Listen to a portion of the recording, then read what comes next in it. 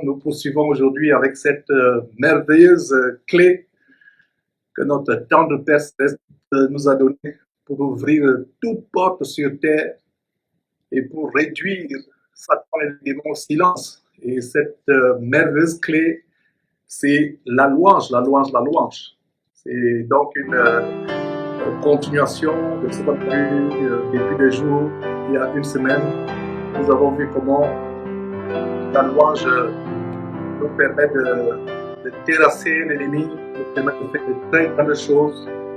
On a vu comment nous pouvons nous revêtir de ce manteau de louange hier. Et aujourd'hui, on va poursuivre avec cette série sur la louange. Et pour ceux qui se joignent, nous sommes toujours dans cette merveilleuse série d'un message de Dieu à ma pause de midi. Nous poursuivons donc avec cette série de la louange. La louange est tellement importante.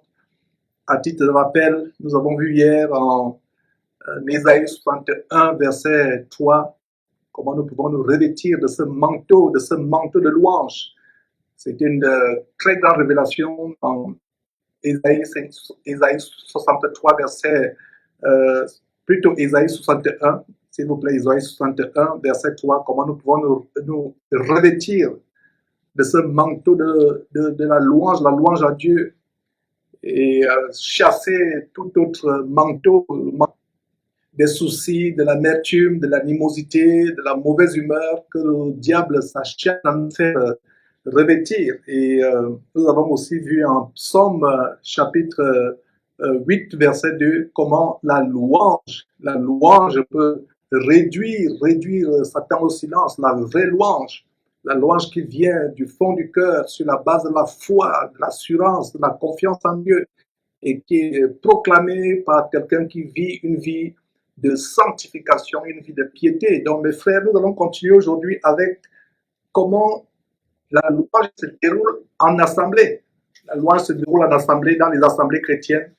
Et n'oubliez pas, mes frères et sœurs, que nous bâtissons sur le fondement des apôtres et des prophètes, Jésus-Christ lui-même étant la pierre angulaire, sur la base d'Éphésiens chapitre 2, verset 20. Il y a eu tellement de travestissements dans le corps de Christ depuis des siècles, et ces travestissements se multiplient dans cette fin de temps. Il y a des choses anti-bibliques, anti-scripturales. Nous devons aller sur le fondement de la parole de Dieu. La louange est tellement importante dans les assemblées, et vous avez ces deux versets, notez-les s'il vous plaît. Psaume 95, verset 2 qui dit, Psaume 95, verset 2 qui dit, allons au-devant de l'Éternel, allons au-devant de lui, de l'Éternel, avec des louanges, faisons retentir des cantiques en son honneur. Vous voyez, la louange est tellement importante que Dieu voudrait que nous allions à lui en retentissant, en faisant retentir des cantiques en son honneur, pas en l'honneur d'un chantre, pas en notre honneur pour se faire voir, mais en l'honneur de Dieu. La louange est tellement importante. Vous avez donc Psaume 95, notez à nouveau, Psaume 95, verset 2, allons au-devant de Dieu. Avec quoi? Avec des louanges, faisons retentir des cantiques en son honneur, pas en notre honneur, mais en l'honneur de Dieu. On a aussi Psaume 105, verset 2 qui dit « Chantez, chantez en son honneur, chantez en son honneur, parlez de toutes ces merveilles. » Donc voilà comment nous devons faire, que ce soit dans notre vie de prière personnelle, dans notre marche personnelle, que ce soit en assemblée, nous devons aller au-devant de Dieu avec des louanges, faire retentir des cantiques en l'honneur de Dieu. Psaume 95, verset 2 et Psaume 105, verset 7. Verset 2 plutôt, Psaume 105, verset 2. Chantez, chantez en son honneur, parlez de toutes ces merveilles. Et le Psaume 105 nous donne une révélation, à savoir que quand nous chantons les cantiques, quand nous louons Dieu, en fait, nous sommes en train de parler de toutes les merveilles, de ce qu'il a fait dans notre vie. Et voilà comment nous faisons quand nous nous réunissons. Et nous avons notez très bien ce verset, mes frères et sœurs. Je vous encourage à noter ce verset. C'est comme cela que vous augmentez votre connaissance de versets bibliques. Et au fur et à mesure, vous révisez ces choses, vous les partagez aussi à d'autres personnes. Voilà comment vous mémorisez de manière sans effort, pas sans effort, de manière facile, ces versets. Alors, la louange est tellement importante et nous pouvons voir comment le Seigneur Jésus lui-même, en Matthieu chapitre 26, verset 30, avait la pratique de chanter avec ses disciples. Il chantait, il louait son Père, il louait Dieu son Père. Et la louange est tellement importante. Et nous voyons dans la parole de Dieu, les Corinthiens au 1er siècle avaient posé la question à Paul, qu'est-ce que nous pouvons faire? Comment faire pour bien louer Dieu? Qu'est-ce qu'il faut faire pour nous assembler? Et c'est la question qu'un frère, il y a quelques jours, m'a posé, un frère qui a échappé au filet de Satan. Il était dans une dénomination américaine depuis des années. Il en est sorti par la grâce de Dieu. D'ailleurs, je vous ai partagé ce témoignage il y a quelques semaines. Et ce frère posait la question, frère, que devrais-je faire maintenant que je suis sorti de cette dénomination? Comment doivent se tenir les cultes? Comment devons-nous louer? Comment devons-nous chanter? Et je vous parlais des travestissements aujourd'hui, tels qu'il y a des abominations dans le corps de Christ, tels que les spécialistes du chant, les chantres, les chorales. Il n'y a aucune abomination comme celle-là dans le corps de Christ dans le Nouveau Testament. Les chantres, c'était dans l'Ancien Testament. Et ce n'est pas n'importe qui était chantre. Pour être chantre, il fallait être de la tribu de Lévi. Ce n'est pas n'importe qui pouvait, en Israël à l'époque, avant Jésus-Christ, dans l'Ancien Testament, qui pouvait être un chantre. Pour être un chantre, il fallait remplir deux critères. Premier critère, il fallait appartenir à la tribu de Lévi. Et deuxième critère, il fallait être sélectionné. C'était une sélection. Dans le corps de Christ, et il n'y a pas de spécialistes de chant, il n'y a pas de chorale, il n'y a pas de personnes qui sont chantes, qui font du spectacle et les autres sont là, on applaudit. Et aujourd'hui, ce que vous voyez des abominations telles qu'un soi-disant chante qui est devenu célèbre parce qu'un CD s'est vendu à des millions de copies et qui fait un concert d'ailleurs payant. Donc vous payez pour aller suivre la louange, vous payez pour voir quelqu'un qui soi-disant adore Dieu. Comment quelqu'un en train de louer Dieu, adorer Dieu, il vous fait payer pour que vous alliez le voir adorer Dieu. Mais frère, quel travestissement! La vraie louange se passe selon la parole de Dieu. Nous devons retourner au fondement. Et le but de cette série, à ma pause de midi, c'est pour nous ramener non seulement au standard de la parole de Dieu, au standard de Christ Jésus qu'il a établi dans la vie, au standard des apôtres, mais aussi pour nous encourager à demeurer dans ces choses, pour nous encourager à rechercher la vérité et à fuir tout ce qui est contrefaçon, tout ce qui est fausseté, tout ce qui est fraude. Beaucoup de faux pasteurs se sont introduits dans le corps de Christ, dans la bergerie. Ils vous séduisent avec toutes sortes de choses, des concerts, des chorales, des chants. Et la plupart du temps, c'est de la séduction. Il faut voir comment ces femmes qui chantent dans ces chorales, hommes ou femmes, sont habillées comme des prostituées. Et je dis c'est notre honte. Alors, quand nous manquons la révélation, la chose que nous devons faire, c'est aller à Dieu, dire Seigneur, comment puis-je faire ceci, comment puis-je faire cela? Et Dieu va vous donner la révélation dans un verset de la parole de Dieu. Alors, c'est ce que les Corinthiens ont fait. 1 Corinthiens chapitre 14, mes frères et sœurs, on lit rapidement.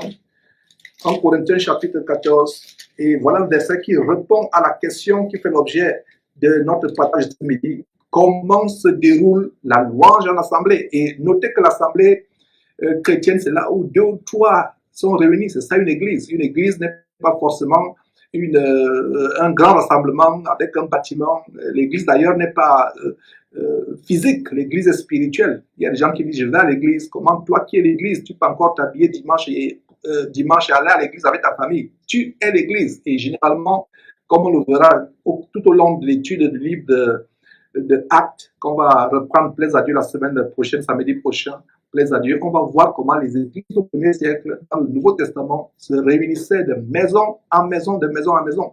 Alors, 1 Corinthiens chapitre 14, nous voyons quelque chose de tellement grand. Verset 26. Qu'est-ce qu'on voit? 1 Corinthiens chapitre 14, verset 26. Très grande révélation. C'est une question qui avait été posée à l'apôtre Paul. Les Corinthiens sortaient de leur idolâtrie pour venir à Christ. Certains avaient adoré toute leur vie des divinités sataniques. Ils étaient habitués à des incantations à leur Dieu dans leur temple à Corinthe ou en Grèce. Ils étaient nouvellement convertis. Ils n'avaient pas encore eu la révélation certains adoraient Dieu à la façon de leur faux Dieu qu'ils adoraient avant d'être convertis à Christ. Alors ils sont venus à Paul, ils lui ont posé la question, Paul, comment devrions-nous faire, organiser, diriger nos communions avec les saints, nos assemblées, nos cultes? Alors, cette réponse de Paul contient une grande révélation au sujet de la louange. Alors il a dit quoi? 1 Corinthiens chapitre 14, verset 26. Que faire donc, frères, lorsque vous vous assemblez? Alors ils avaient posé la question à Paul, que devions-nous faire lorsque nous assemblons entre frères? Parce que l'église, c'est une assemblée. Ce que les gens parlent aujourd'hui, ce que les gens appellent aujourd'hui culte à l'église, c'est une invention qui ne vient pas de la part de Dieu, c'est une invention des hommes influencés par le diable. Et d'ailleurs, je devrais mentionner que les chorales que nous avons aujourd'hui ont été introduites au Moyen-Âge. Le pape Grégoire, le pape catholique Grégoire, c'est lui qui a introduit les chorales pour la première fois. C'est pour cela qu'il y a même le chant grégorien. Allez faire des recherches, il y a le chant grégorien. Donc le pape Grégoire, c'est celui qui a introduit les chorales avec des tenues spéciales. Il se met devant, les autres sont spectateurs. Il n'y avait pas une telle hérésie dans le corps du Christ avant le Moyen-Âge. Et voilà donc comment les chrétiens font quand ils se réunissent. Verset 26, 1 Corinthiens chapitre 14, verset 26. Que faire donc, frères, lorsque vous vous assemblez, les uns ou les autres ont-ils un cantique, une instruction, une révélation, une langue, une interprétation, que tout se fasse pour l'édification? Voilà, les uns ou les autres. Il n'est pas dit les spécialistes de chant. Il n'est pas dit ceux qui ont eu des maîtrises en vocalise ou des doctorats en intonation à la Michael Jackson ou intonation à la Whitney Houston. Non, il a dit les uns ou les autres. Si ta voix est rauque et ça ne plaît pas à un frère dans ton assemblée, dis au frère ou à la sœur que mon frère, ma sœur, c'est pas pour toi que je chante. Tu peux trouver ma voix rocailleuse à tes oreilles. Ce n'est pas pour ta chair, pour tes oreilles que je chante pour glorifier Dieu. Et comme je disais hier, mes frères et sœurs, la louange a été tellement pervertie parce que c'est le domaine où la puissance de Dieu se manifeste. Et là où la puissance de Dieu se manifeste, le diable fera tout pour amener les gens à faire des choses contrefaites parce qu'il ne voudrait pas que vous voyiez la puissance de Dieu qui se manifeste. Quand on revient sur le fondement biblique de la louange, mes frères et sœurs, je vous assure, et vous allez d'ailleurs témoigner dans les jours à venir, que quand vous revenez sur le fondement biblique en ce qui concerne la louange, vous allez commencer à voir les portes s'ouvrir dans vos vies, des portes de bénédiction. Vous allez voir les chaînes tomber, le diable fuir votre maison, votre famille. Le diable n'aime pas quand on adore, parce que la louange est adressée à Dieu. Et je reviens encore sur ces deux versets par lesquels j'ai été introduit. Somme 95, verset 2, qui dit « Allons au-devant de Dieu avec la louange, faisons retentir des cantiques en son honneur. » Le diable hait quand nous louons. Il ne supporte pas la louange parce qu'il sait que la louange, c'est l'adoration à Dieu. Il n'aime pas quand on loue Dieu. Il n'aime pas, il ne veut pas voir la louange dans votre maison. Il ne veut pas voir la louange dans votre vie. Il ne supporte pas ces choses. Alors, il va tout faire pour vous amener à ne pas louer. Et s'il ne réussit pas à vous faire taire, il va vous amener à louer de manière incorrecte, de manière anti-biblique. Rappelez-vous, Osée chapitre 4, verset 6, qui dit « Mon peuple est détruit parce qu'il lui manque la connaissance. » Le diable va vous amener à louer d'une manière anti-biblique, anti-scripturale. C'est pour cela que le sujet de ce midi, à ma pause, est intéressant. Comment se déroule la louange? Comment louer à l'assemblée? Alors, la réponse est en 1 Corinthiens chapitre 14, verset 6. Que faire donc, frères, lorsque vous vous assemblez les uns ou les autres?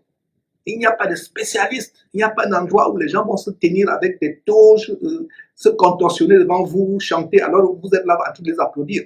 Regardez même la configuration des églises aujourd'hui, où il y a l'estrade, le podium où les gens s'asseyent, ils sont face à vous et vous êtes des spectateurs. Ce n'est pas biblique. La vraie église, l'église du Nouveau Testament, les gens s'asseyent, ils sont ensemble. Il n'y a pas une place pour papa pasteur, maman pasteur, il n'y a pas une place pour les anciens, il n'y a pas de place pour des gens qui sont plus honorés.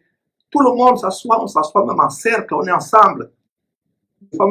Celui qui est le berger, c'est celui même qui pourra s'asseoir au sol s'il manque de place.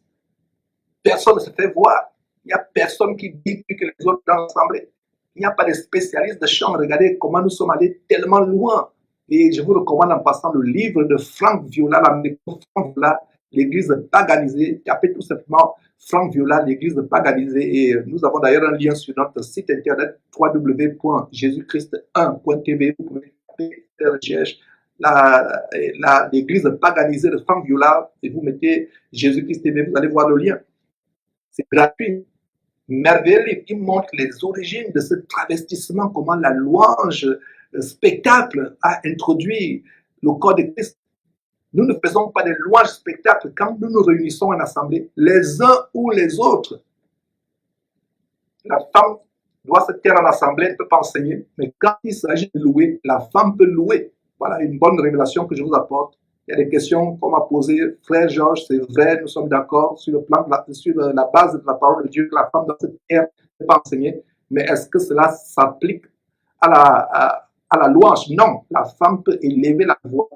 C'est un cantique, elle demande la permission à la personne, au berger qui dirige ces réunions ce jour-là, qu'elle lui dise, frère, j'ai un cantique, est-ce que je peux l'élever? Et même les hommes, peu importe, homme ou femme, dans l'assemblée, il faut la bienséance, il faut l'ordre. Vous ne pouvez pas vous improviser, faire des choses n'importe comment. Il y a quelqu'un qui dirige ce jour-là. Vous dites, frère, j'ai à cœur un cantique nouveau, ou alors une parole que Dieu a mise dans mon cœur, je vais la chanter, je vais chanter ce cantique pour encourager les frères. Donc, regardez ce verset. Que faire donc, frère, lorsque vous vous assemblez? Les uns ou les autres parmi vous en cantique, soulignez les uns ou les autres. C'est ça la révélation, les uns ou les autres. Il n'est pas dit des spécialistes, il n'est pas dit des gens qui font des répétitions mardi soir, mercredi soir pour venir chanter dimanche. Regardez comment le Saint-Esprit est remplacé par nos programmations. Le Saint-Esprit est remplacé par nos programmes. La Bible dit que nous chantons sous l'inspiration de la grâce ou l'inspiration du Saint-Esprit, comme on va voir dans Colossiens chapitre 3, verset 16 dans quelques minutes. Nous chantons sous l'inspiration de la grâce. Et ce qui est au cœur de la grâce, c'est le Saint-Esprit qui est au cœur de la grâce. Nous chantons sous l'inspiration de la grâce. Nous ne chantons pas après avoir fait un programme. Vous faites un programme, vous faites la liste des chants mercredi soir, répétition. Moi, je dans ces choses, mes frères et sœurs, jusqu'au jour où j'ai reçu la révélation, jusqu'au jour où j'ai relu ce verset que je suis en train de vous lire. J'avais lu ce verset plusieurs fois sans le comprendre, que les uns ou les autres, vous n'avez pas à vous préparer, vous n'avez pas à être un expert. Si ta voix est rocailleuse, quelqu'un te dit, ah mon frère, ta voix là me fait mal à l'oreille, dis au frère que mon frère, ce n'est pas pour tes oreilles que je chante, ce n'est pas pour ta chair que je chante pour Dieu. Donc les uns ou les autres ont-ils un cantique, une instruction, une révélation, une langue, une interprétation, que tout se fasse pour l'édification. Aujourd'hui, nous nous limitons au cantique. Donc ma soeur, tu as un cantique, tu peux l'élever dans l'assemblée. Mon frère, tu as un cantique, tu l'élèves. Ça doit être inspiré par le Saint-Esprit. Si vous faites déjà un programme des chansons qu'on va chanter dans quelques jours, vous répétez jeudi soir, mercredi soir, vous avez une liste des cantiques que vous allez chanter dimanche. C'est même un blasphème sans que vous le sachiez. Vous prenez la place du Saint-Esprit. Les cantiques que nous chantons en assemblée doivent être inspirés du Saint-Esprit, parce que Dieu peut mettre un cantique dans ton cœur qui pourra apporter la délivrance à quelqu'un, le réconfort. Or, si tu fais un programme de chant, mercredi soir, vendredi soir, jeudi soir, que tu vas dimanche au culte, entre guillemets, soi-disant culte, qui t'a dit que c'est ce que le Saint-Esprit voudrait? Qui t'a dit que c'est ce que Dieu voudrait? Nous ne devons pas nous préparer pour louer. Voilà comment se passe la louange. Il n'y a pas de spécialistes les uns ou les autres. Alors, allons dans votre verset. Colossiens chapitre... allons d'abord dans Éphésiens d'abord. On va... Éphésiens d'abord, Éphésiens chapitre 5, verset 19. Très long verset. Entretenez-vous par des psaumes, par des hymnes, par des cantiques spirituels, chantant et célébrant de tout votre cœur les louanges du Seigneur. C'est ça. Chantant comment? De tout votre cœur. Pas chantant pour le paraître. Pas chantant pour se faire voir. Pas chantant pour montrer qu'on a une voix de Beyoncé ou bien une voix de Michael Jackson. Non. Chantant sous l'inspiration de la grâce. Et il y a une chose au sujet de la louange. Pour vous qui vous entêtez encore à être dans les chorales, à faire des concerts, vous commettez un grand blasphème en usurpant la gloire de Dieu. Parce que quand vous faites un concert, vous soi-disant chantez. Il n'y a plus de chant dans le corps de Christ. C'est pas dans l'Ancien Testament. Donc, si toi, ma soeur, mon frère, tu veux être chantre, va d'abord en Israël. D'abord, cesse d'être chrétien. Prends l'avion pour aller en Israël. Fais des recherches qu'on confirme que tu as tes ancêtres sont les Lévites. Et si on te confirme que les ancêtres sont les Lévites, va voir le grand rabbin de Jérusalem à côté du mur de lamentation abominable sur lequel on a fait l'émission et demande si tu peux être chantre. Mais dans le corps de Christ, il n'y a pas de chantre. Il n'y a pas une telle abomination telle que les chantres dans le corps de Christ.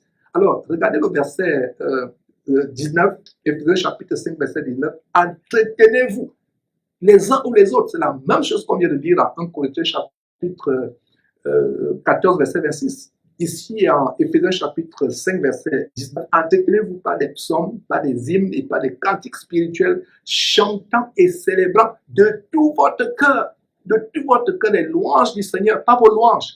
N'usurpez pas la gloire de Dieu. Beaucoup de personnes usurpent la gloire de Dieu en chantant. Vous faites des roulements, des miaulements, des variantes dans la voix pour impressionner les gens. Voilà comment vous usurpez, vous prenez la gloire qui doit revenir à Dieu. C'est terrible, mes frères et sœurs. C'est terrible. Alors, chantant de tout votre cœur, et nous avons Colossiens chapitre 3, dans notre verset, notez ces 3 versets, Colossiens chapitre 14, verset 26, Éphésiens chapitre 5, verset 19, Colossiens chapitre 3, Colossiens chapitre 3,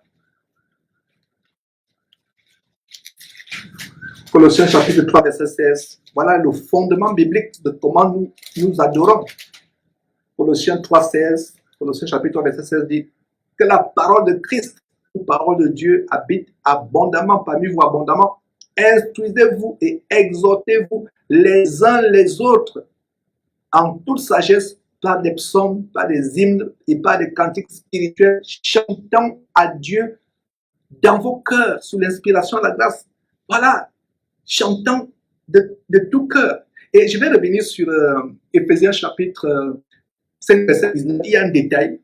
Revenons sur Éphésiens avant de continuer. Il y a un détail à Éphésiens que j'ai omis de mentionner. Regardez, entretenez-vous pas des psaumes. Ça, c'est Éphésiens chapitre 5, verset 19. Entretenez-vous pas des psaumes, pas des hymnes, pas des cantiques spirituels. Regardez, cantiques spirituels. Donc, j'aimerais mettre l'accent sur cantiques spirituels, pas des cantiques charnels. Des cantiques pour dandiner, pour se faire voir. Vous commencez à dandiner, à danser. Non, c'est spirituel. Aujourd'hui, les gens vont dans les veillées, ils vont dans des cultes, entre guillemets, qui ne sont pas des cultes. Ils disent vraiment la louange était bonne ce soir, on a dansé, non, c'était la chair. Bien des fois, c'est la chair. Il n'est pas mauvais de danser pour le Seigneur, il n'est pas mauvais de pousser des cris de joie, mais ça ne doit pas être pour le paraître, comme on va voir. C'est par là qu'on va d'ailleurs terminer. Vous montrant comment il y a 2 catégories de personnes qui louent dans les assemblées aujourd'hui. Alors, Colossiens chapitre verset 16, on y était, on revient. Alors il a dit quoi? Verset 16, que la parole de Christ habite parmi vous abondamment. Instruisez-vous et exhortez-vous les uns les autres. Regardez, dans 1 Corinthiens chapitre 14, verset, il y a dans ce verset, la même expression, Colossiens chapitre à Dieu dans vos cœurs, sous l'inspiration. Nous devons chanter sous l'inspiration de la grâce, non sous l'inspiration de la chair, les émotions, la grâce. Ce qui est au cœur de la grâce du Saint-Esprit. Donc, c'est le Saint-Esprit qui doit nous amener à louer. Nous ne devons pas chanter sous l'inspiration de nos pensées charnelles, sous l'inspiration de nos émotions. Beaucoup de louanges aujourd'hui sont émotions de tout notre cœur et nous devons mettre Dieu au centre. Quand les gens chantent dans l'assemblée, n'écoutez pas les voix les uns des autres pour juger les voix et dire que non, sa voix n'est pas bonne. Il ne chante pas pour toi.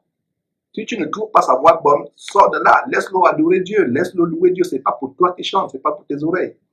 Alors, c'est des choses merveilleuses. Et donc, il y a 2 catégories, mes frères et sœurs, de chrétiens dans les assemblées aujourd'hui, des chrétiens entre guillemets.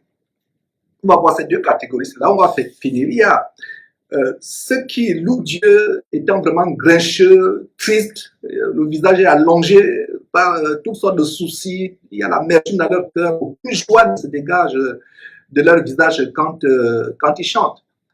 Avez-vous déjà vu comment les gens adorent ou adulent une équipe de football qui vient de gagner, par exemple, la Coupe du Monde?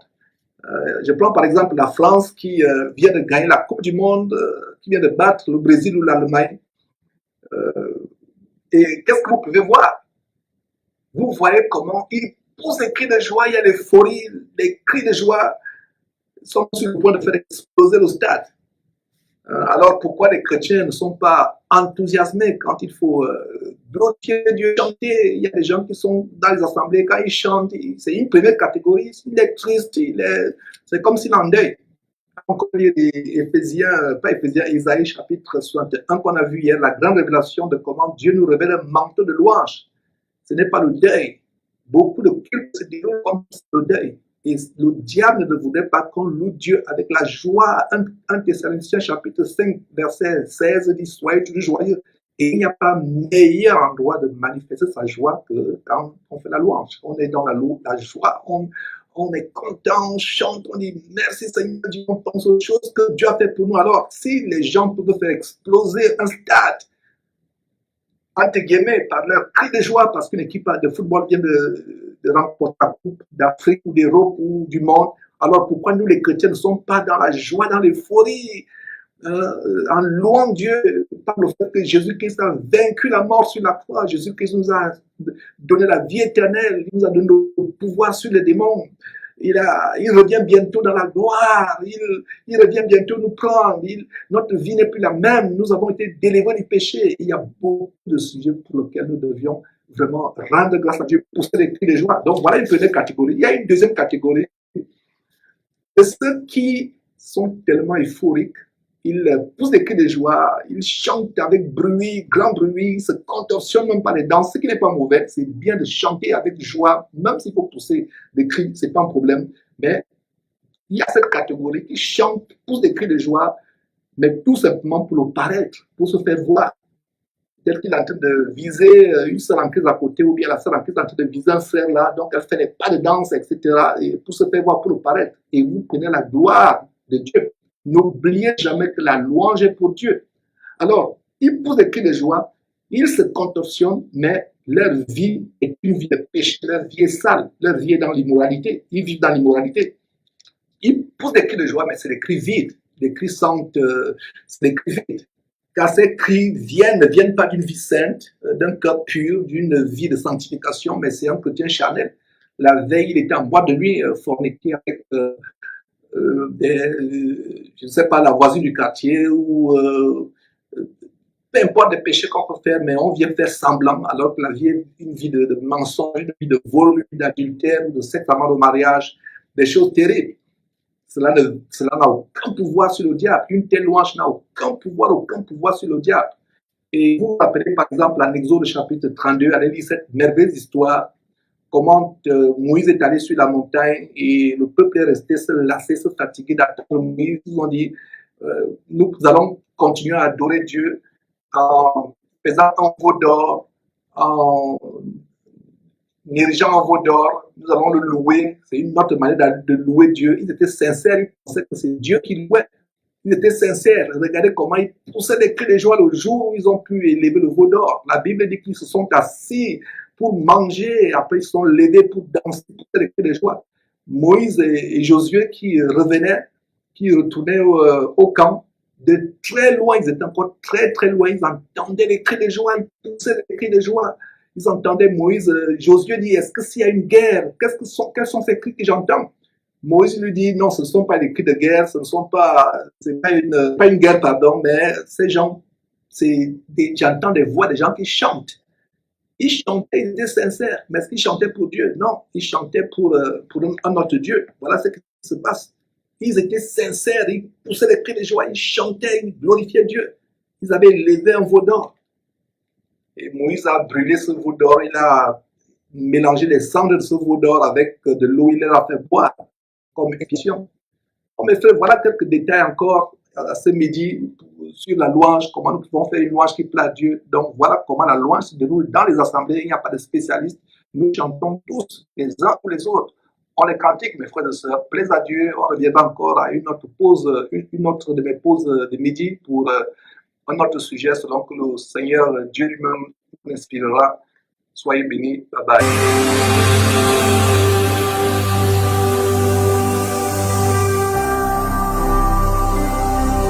Jésus-Christ TV.